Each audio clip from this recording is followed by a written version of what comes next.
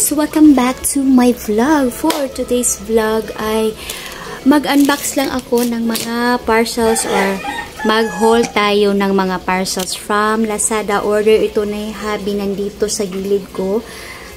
After nung mga nakita nyo na vlogs ko is unboxing yun or haul pa rin yun sa Lazada. Ngayon ay may naiipon naman dito na mga bubuksan natin from Lazada. So anyway, bubuksan ko na ito guys para matapon ko na rin yung ibang mga cellophane dito at saka makita na natin itong mga panagbibili ni hubby. Wala akong in-order kundi siya talaga ang masipag mag order sa Lazada. So bubuksan na natin ito guys. Hindi ko pala na-prepare ang aking gunting for a while. Gunting na tayo. Bubuksan na natin ito guys para mabilisan lang ito. What is this? Ano to? Knife sharpening ito guys. Oh, di ba? Yan ang mga ano niya oh. Ang itsura niya. Tapos ito is parang ano siya, rubber para hindi siguro siya mag-slide. Ganyan. Ayan oh. So unique naman siya guys, no? Tingnan natin ang presyo dito. Ang price dito ang kasali na yung shipping fee is 102.15 centavos guys. Ayan. So next is ito. Mabilisan lang talaga para ma-edit ko na agad ito. Ito ay mango leaves dried powder. 50 gram, made in India, best before December 14, 2024. Always store in a cool place, dry, distributed by Time and Treasure. So, ito guys is mango leaves powder. Ayan. Si hubby na naman, kay hubby ito guys, nagainom siya na mango leaves powder. Hindi ko na bubuksan kasi ano ko to. Para makita nyo na lang yung shirtaan. Next, ito ay pants. Pants ni hubby. Pag ganito na yung mga cellophane guys, parang ziplock type ay gina-collect na ko, ginatago na ko kay ginagamit ko na ko pag every time mag-travel. Ayan. So ito ang pants ni hubby. May pagka-gray, black gray. Ayan, size 34. So, nice ito. Sa mga previous vlogs ko, guys, is nakikita nyo, diba, halos mga pants ni hubby ay sa online na binibili talaga. Pag ganyan na type, yung mga parang soft lang na ano, soft lang na mga tela. Pero pag mga jeans talaga, yung ano, sa SM siya nagadili, guys.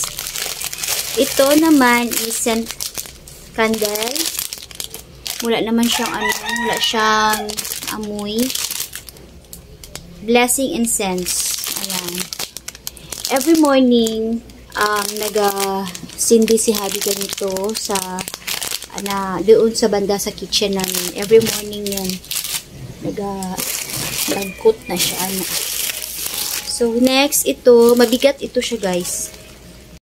Ito guys is Kazuki Windshield Washer Liquid. Ayan. Liquid ito pang washing sa windshield. Ito ay nagkakahalaga ng 174.30 cents.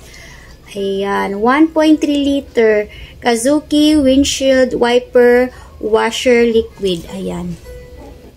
Provides reliable cleaning power in all weather conditions from summer heat to winter frost.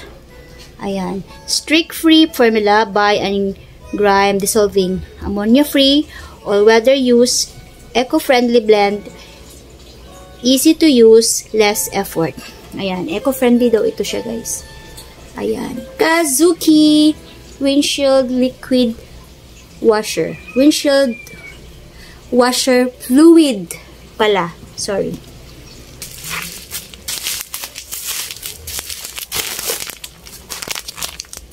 Chinese man ang nakasulat, uy. Chinese ang nakasulat. Wait, basahin ko dito sa ano. Ito ay Chinese talaga. Hindi ko talaga mabasa, guys. Sorry. Ito ay nagkakahalaga ng 253.15.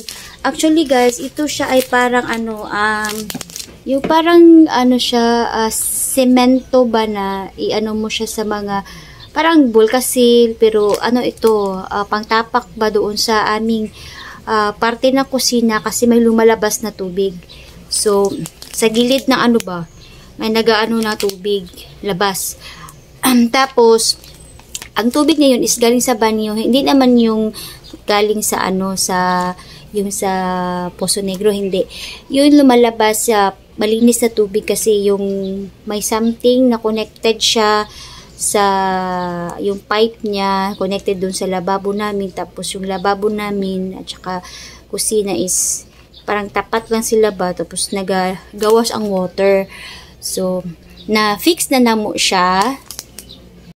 Actually, na-fix na ni Habi yun. Bumili kami ng ano yun, yung parang naka-container siya ba, na bowl kasi, tapos hinaluan niya ng tubig. Parang semento din siya type, pero ano naman siya, matibay. Kaya lang, kinulang kami doon. Pero wala na, okay na yun. Tuyo na yung ano namin dyan, parte ng kusina namin. Kaya lang, try niya ito kasi may part na yung parang may butas-butas sa gilid pero hindi naman lumalabas yung water kasi kalaunan yung water hindi yun maghanap talaga siya ng way kung saan siya maglabas. So may mga parte-parte doon na may mga butas-butas pero hindi siya lumalabas ngayon. Tapos kailangan namin siya tapalan ba para hindi na siya maglabas doon. So, kaya nga hindi ko pa natapos-tapos paglagay ng floor mat doon sa kitchen dahil yun ang finifix namin. So far, okay na yun siya. Dry na yung lugar na yun, yung parte na yun na, ng kitchen namin. Kaya lang, gusto ni Habi na mas pulido pa, pas tapalan pa yung gilid-gilid. Kahit wala ng tumutulo na tubig, lumalabas na tubig doon, kailangan pa rin niyang i-fix yun. Kasi alam ko, maghanap talaga ng butas yung way yung water na kung saan siya maglabas. Kaya, itatry namin ito guys. Hindi ko alam kung ano ang ano nito kasi in-check siya guys. Super Chinese character ang kaniyang sulat. So, I cannot understand or I cannot read this. Basta this is for the tubanes and then yung mga pangtapal. Okay, that's all. At last guys, ay may binili ako doon sa Mr. DIY. Mr. DIY, ayan. Konti lang ito guys, pero isingit ko na rin lang ito kasi it's all about hauling sa Lazada at saka hindi ko pa ito binuksan. Wala pa akong nagamit dito na except lang pala dito may ginamit na ako. Bumili pala ako ng kitchen towel guys. Ayan. Ano ito tawag nito? Gusto ko ito na type of towel, kitchen towel, pamuna sa lamisa ba, sa table kay absorbent siya, tapos pagkatapos mong gamitin ito guys is ang dali-dali niya matuyo. Malinis siya. Hindi yung lagi bitaw nagabasa yung yung basahan mo. Gusto ko nang pagkatapos is dry talaga siya. At saka pa naman ako yung tamad pa naman ako magsampay sa labas yung mga lang gusto sa lababo ko nang nagatambay lang siya ba, tapos pagbasa minsan diba parang murag slimy ni bitaw siya kay sige siya babad sa tubig. So ito ang first nakabili na ako ng ganito guys. This is by 2 piraso 35 pesos. Nung unang bili ko nito guys is naghati kami ni BFF. Sa kanya yung pink, sa akin ang blue. So naganahan man ko. So kato siya is malapit ko na itatapon. Pwede ko pa siya igamitin sa sa mga punas-punas dito sa bintana, tapos itapon ko na siya. So ito naman is bago pang punas talaga sa table namin sa pagkainan ba. So, yung luma is pwede ko na ipunas-punas sa ibang bagay dito sa bahay. Tapos, pwede na siya itapon. Ayan. Bumili na ako ng dalawa. Nakagamit ako diyan, guys, is almost magti 3 weeks na yung isang ganito. Kaya lang, sige lang to magtipid-tipid good, pero ganahan man good ko ani. So, mahal good siya kung imo na po siyang ilaban. And then, bumili din ako ng erasers. Ito sa DIY. Mura lang ito, guys. Nasa 35 pesos. Saan ko ba ito gagamitin? Bumibili ako ng ganito, guys. Every time nakamakadaan ako ng DIY, Mr. DIY, bumibili ako ng ganito. May nabili na ako ng mga gamit-gamit ng mga bata. Gusto ko i-collect ito hanggang sa abot ang December.